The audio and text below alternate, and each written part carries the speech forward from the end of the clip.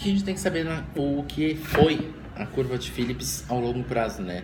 Basicamente, a curva de Phillips ela se formulou a partir de um estudo em que se encontrou uma correlação negativa entre o aumento dos salários e a taxa de desemprego. Se subiam os salários, diminuía o desemprego, grandezas inversamente proporcionais. E se baixavam os salários, então aumentava a taxa de desemprego. Dada a forte relação entre os salários e preços, né? Essa curva ela costuma utilizar representando a relação entre inflação e desemprego, mas isso foi a curto prazo. O Friedman ele concluiu que a inflação e o desemprego eles não estão relacionados no longo prazo.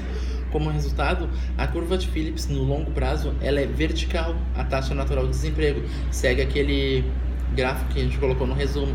A política monetária ela pode ser eficiente no curto prazo, mas não no longo prazo, ou seja, isso aí não vai ter boa eficiência, ou na verdade vai ter eficiência nenhuma.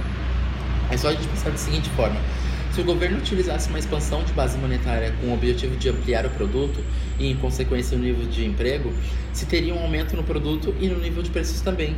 Assim, a gente verifica o cumprimento da curva de Phillips, diminui a taxa de desemprego e aumenta a inflação. Mas o nível de emprego está acima da taxa natural, fato gerado pelo excesso da demanda de trabalho, pressionando dessa maneira o aumento dos salários. Como o mercado de trabalho é regido por contratos, essa pressão ela não será sentida de forma imediata. No entanto, quando os contratos forem renegociados, haverá um aumento nos salários, reduzindo a demanda por trabalho e pressionando dessa maneira o aumento dos salários. Como o mercado de trabalho é regido por contratos, essa pressão não será sentida de forma imediata. No entanto, quando os contratos forem renegociados, haverá sim um aumento de salários, reduzindo a demanda por trabalho. Os preços aumentam, mas o produto e o emprego voltam às suas taxas naturais. Isso significa dizer que a ação da política econômica não teria efeito sobre o longo prazo, gerando apenas a inflação.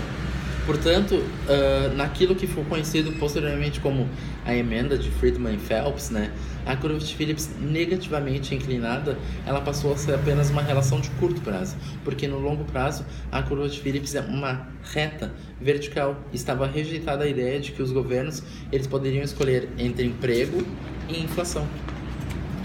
Na regra monetária, o Friedman ele sempre dizia que a raiz da instabilidade financeira está nas políticas reativas do Banco Central, ou as políticas monetárias contracíclicas, né? Ele observou que as flutuações na taxa de crescimento da oferta monetária, elas poderiam ser um importante fator por trás dos ciclos econômicos.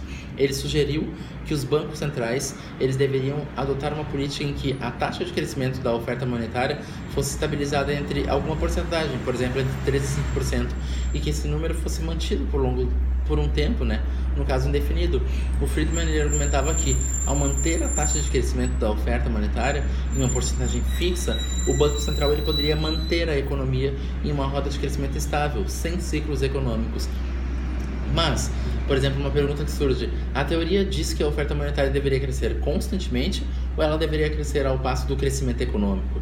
O que Friedman propõe é um crescimento linear, uma função, né, simples, uma função de primeiro grau do estoque monetário. De forma mais clara, se hoje há 100 milhões em cédulas e moedas, no ano seguinte a gente deveria ter 103 milhões, independente do aumento da capacidade produtiva do país ou de qualquer outro fator. E Friedman tem razão. O crescimento a uma taxa fixa é o melhor possível.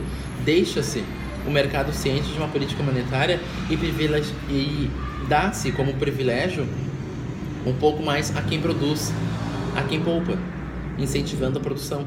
A preocupação com os negócios insustentáveis é interessante, mas não seria um problema. Num crescimento de apenas 3 a 5% da base monetária anual, não seriam muitos os investimentos falsos. O padrão ouro deixa a economia muito amarrada, porque os preços eles não flutuam rapidamente para cima sim no caso, mas para baixo não, como seria necessário para funcionar bem o sistema. O crescimento da base monetária de 3 a 5%, a certa visão, ele incentivaria sempre as empresas a buscar mais e mais inovação. Se os ganhos de produtividade superarem essa geração de dinheiro, então os preços podem até cair. A questão é deixar claro que haverá o crescimento, né, da base monetária em 4% ao ano, média aritmética de 3 a 5%, 3 mais 5, 8, dividido por 2, 4, média aritmética, ou seja, mês a mês.